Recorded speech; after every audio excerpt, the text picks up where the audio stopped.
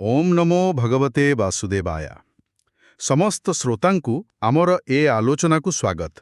ଆଜି ଆମେ ଅତିବଡ଼ି ଜଗନ୍ନାଥ ଦାସଙ୍କ ଓଡ଼ିଆ ଭାଗବତର ଏକ ଏମିତି ସ୍ଥାନରେ ପହଞ୍ଚିବା ଯେଉଁଠି ଜଣେ ମହାଜ୍ଞାନୀ ନିଜ ଜୀବନର ସବୁଠୁ ବଡ଼ ପ୍ରଶ୍ନର ସାମ୍ନା କରୁଛନ୍ତି।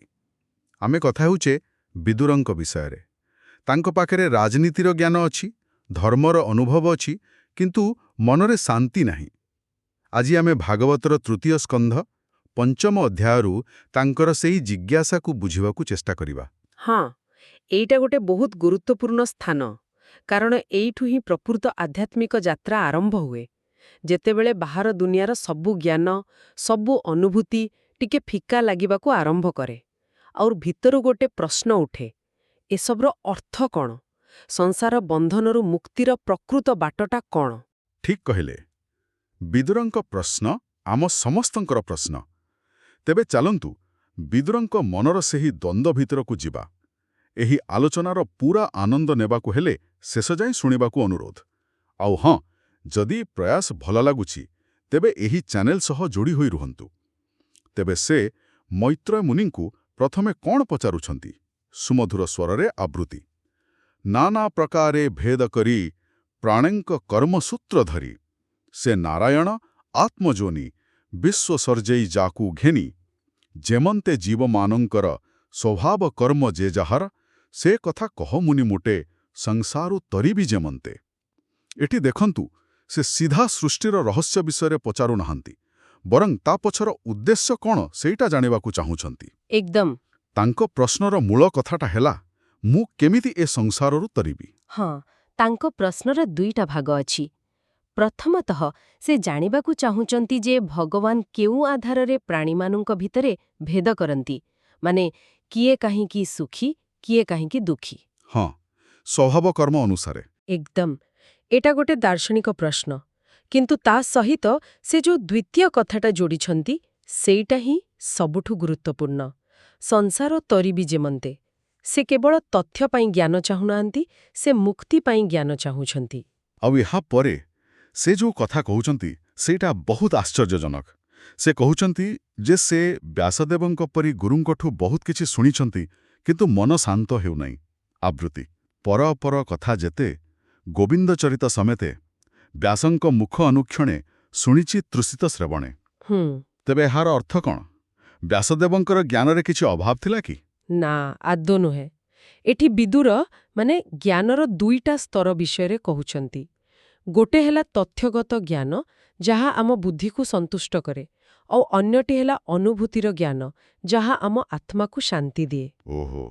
ସେ ବ୍ୟାସଦେବଙ୍କଠାର ବେଦ, ପୁରାଣ, ମହାଭାରତ ସବୁ ଶୁଣିଛନ୍ତି, କିନ୍ତୁ ସେ ସବୁ ତାଙ୍କ ପାଇଁ ବୌଦ୍ଧିକ ସ୍ତରରେ ରହିଯାଇଛି। ସେଥିପାଇଁ ସେ ପରବର୍ତ୍ତୀ ପଦରେ କହୁଛନ୍ତି, ଅଳ୍ପ ସୁଖ ଯାହା ଲକ୍ଷଣ, ସେ କାହିଁ ହରିବ ମୋ ମନ। ଅଳ୍ପ ସୁଖ, ବାଃ କି ଶକ୍ତିଶାଳୀ ଶବ୍ଦ। ଆଜିକାଲି ଆମେ ଯାହାକୁ ମିନିଂ କ୍ରାଇସିସ୍ ବା ଅର୍ଥର ସଙ୍କଟ କହୁଛେ, ଏଇଟା ଠିକ୍ ସେମିତି ଲାଗୁଛି। ଏକଦମ। ଜଣେ ଲୋକ ପାଖରେ ଧନ, ସମ୍ମାନ, ଜ୍ଞାନ ସବୁ ଅଛି, କିନ୍ତୁ ଭିତରେ ଗୋଟେ ଖାଲିପଣ। ବିଦୁର ବୋଧେ ସେଇ ଆଧ୍ୟାତ୍ମିକ ଶୂନ୍ୟତାର କଥା କହୁଛନ୍ତି। ଠିକ୍।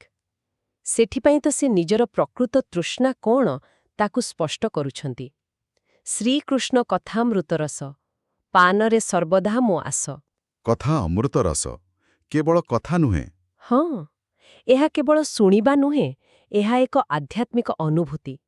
ଯେମିତି ମରୁଭୂମିରେ ଜଣେ ଶୋଷିଲା ଲୋକକୁ କେବଳ ପାଣି ହିଁ ଶାନ୍ତି ଦେଇପାରିବ, ସେମିତି ବିଦୁରଙ୍କର ଆତ୍ମାର ଶୋଷ କେବଳ ହରିକଥା ରୂପକ ଅମୃତ ହିଁ ମେଣ୍ଟେଇ ପାରିବ।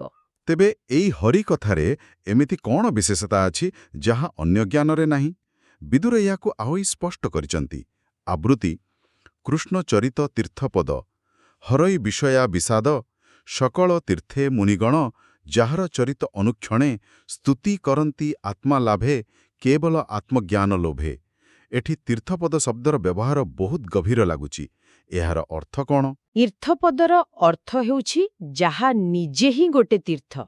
ଯେମିତି ତୀର୍ଥକୁ ଗଲେ ପାପ କ୍ଷୟ ହୁଏ, ମନକୁ ଶାନ୍ତି ମିଳେ। ହଁ। ସେମିତି କୃଷ୍ଣଙ୍କ ଚରିତ ଶୁଣିଲେ ସବୁ ବିଷୟା ବିଷାଦ, ମାନେ ସାଂସାରିକ ଦୁଃଖ, ଚିନ୍ତା, ଆସକ୍ତି ସବୁ ଦୂର ହୋଇଯାଏ। ଏପରିକି ବଡ଼ ବଡ଼ ମୁନି ଋଷିମାନେ ମଧ୍ୟ ସବୁ ତୀର୍ଥ ବୁଲି ଶେଷରେ ସେହି ପରମାତ୍ମାଙ୍କ ଗୁଣଗାନ ହିଁ କରନ୍ତି କାରଣ ସେମାନେ ଜାଣନ୍ତି ପ୍ରକୃତ ଆତ୍ମଜ୍ଞାନ ସେଇଠୁ ହିଁ ମିଳିବ।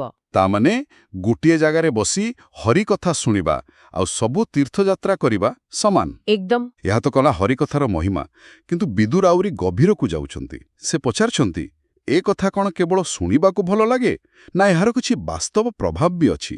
ସେ ଏକ ଅଦ୍ଭୁତ ଉପମା ଦେଉଛନ୍ତି। ଆବୃତ୍ତି କରୁଛି, ସେ କଥା ପଶି କର୍ଣ୍ଣ ଦ୍ୱାରେ ସୁତୀକ୍ଷ୍ଣ ଚକ୍ର ଘେନି କରେ, ଯେ କର୍ମ ଗୃହ ଧନ୍ଦେ ଥାଇ ତ୍ରିଗୁଣରଜ୍ଜୁ ଗଳେ ଦେଇ ଜନ୍ମ ମରଣ ମାର୍ଗେ ଟାଣେ, ସେ କର୍ମ ଛେଦେ ତତ୍କ୍ଷଣେ। ଏହି ଚିତ୍ରକଳ୍ପଟି ଅସାଧାରଣ। ହଁ, କଥା କାନରେ ପଶି ଗୋଟି ତୀକ୍ଷ୍ଣ ଚକ୍ର ଭଳି କର୍ମବନ୍ଧନକୁ କାଟିଦିଏ। ଏହି ତ୍ରିଗୁଣରଜ୍ଜୁ ବା ତିନି ଗୁଣର ଦୌଡ଼ି କ'ଣ? ଏହା ହେଉଛି ଭାଗବତର ଏକ ମୂଳ ସିଦ୍ଧାନ୍ତ। ତ୍ରିଗୁଣରଜ୍ଜୁ ହେଲା ସତ୍ତ୍ୱ, ରଜ ଓ ତମ ଗୁଣରୂପକ ଦଉଡ଼ି, ଯାହା ଆମକୁ ସଂସାରରେ ବାନ୍ଧି ରଖିଛି। ତମଗୁଣ ହେଲା ଆଳସ୍ୟ, ଅଜ୍ଞାନତା। ରଜଗୁଣ ହେଲା ଅତ୍ୟଧିକ ଆକାଂକ୍ଷା, କାମ କରିବାର ନିଶା। ଆଉ ସତ୍ତ୍ୱଗୁଣ? କିନ୍ତୁ ସତ୍ୱଗୁଣ ତ ଭଲ ହେବା କଥା, ସେଇଟା କେମିତି ବନ୍ଧନ ହେଲା?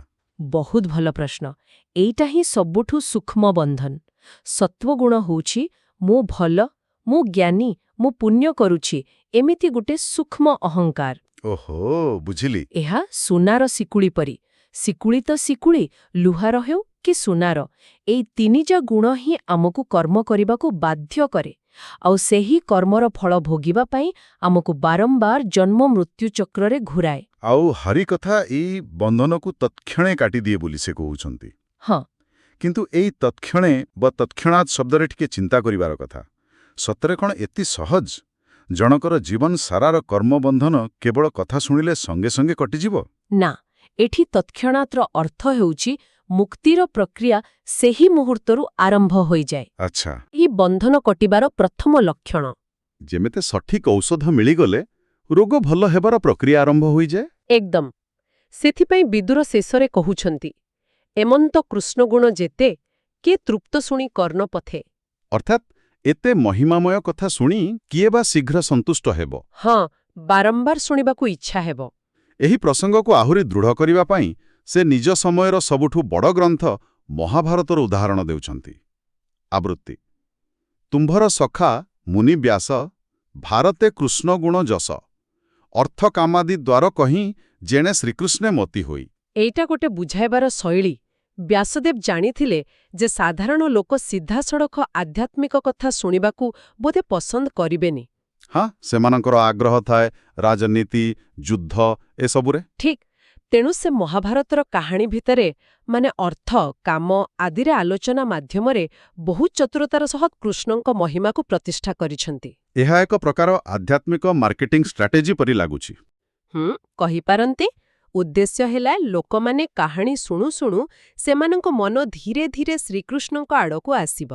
ଆଉ ଏହାର ଫଳ କ'ଣ ହୁଏ ତାହା ବି ସେ କହୁଛନ୍ତି। ଆବୃତ୍ତି, ଯାହା ଶୁଣନ୍ତେ କର୍ଣ୍ଣେ ସୁଖ, ମନେ ନ ରହେ କିଛି ଦୁଃଖ, ଯାହା ଶୁଣନ୍ତେ ନୀତି ନୀତି, ନିବିଡ଼େ ବଢ଼ଇ ବିରକ୍ତି। ହଁ, ବିରକ୍ତି ବା ବୈରାଗ୍ୟ ବଢ଼ିବାକୁ ଏଠି ଏକ ସକାରାତ୍ମକ ଗୁଣ ଭାବରେ ଦେଖାଯାଇଛି। କିନ୍ତୁ ବିରକ୍ତି ଶବ୍ଦଟା ଟିକେ ନକାରାତ୍ମକ ଶୁଭୁଛି। ନା, ଏଠି ବିରକ୍ତିର ଅର୍ଥ ଜୀବନ ପ୍ରତି ଘୃଣା ନୁହେଁ। ଏହାର ଅର୍ଥ ହେଉଛି ମିଛ ବା କ୍ଷଣସ୍ଥାୟୀ ଜିନିଷ ପ୍ରତି ଆସକ୍ତି କମିଯିବା। ଯେତେବେଳେ ଆମକୁ କିଛି ଭଲ ଜିନିଷ ମିଳିଯାଏ, ଖରାପ ଜିନିଷର ମନ ଆପେ ଆପେ ଉଠିଯାଏ। ଠିକ୍। ସେମିତି ଯେତେବେଳେ ଜଣେ ନୀତି ନୀତି ହରିକଥାର ଆନନ୍ଦ ପାଏ, ସାଂସାରିକ ବିଷୟରୁ ମିଳୁଥିବା ସେ ଅଳ୍ପ ସୁଖ ଫିକା ଲାଗିବାକୁ ଆରମ୍ଭ କରେ। ଏଇଟା ହିଁ ପ୍ରକୃତ ବୈରାଗ୍ୟ। ବୁଝିଲି। ତେବେ ଭାଗବତ ଏଠି ଦୁଇଟା ସ୍ପଷ୍ଟ ପଥ ଦେଖାଉଛି। ଗୋଟେ ହେଲା ଶ୍ରବଣ ଭକ୍ତିର, ଆଉ ଅନ୍ୟଟି ତାର ବିପରୀତ। ଆବୃତ୍ତି, ସେ ହରିକଥନ ଶ୍ରବଣେ ଯେ ପ୍ରାଣୀ ବାଞ୍ଛେ ଅନୁକ୍ଷଣେ, ସକଳ ଦୁଃଖ ହରେ ତାର, ରବି ଯେସନେ ଅନ୍ଧକାର, ଯେ ହରିକଥନେ ବିମୁଖୀ ତାର ଜୀବନ ସଦା ଦୁଃଖୀ। ତୁଳନାଟି ପୁରା ସ୍ପଷ୍ଟ।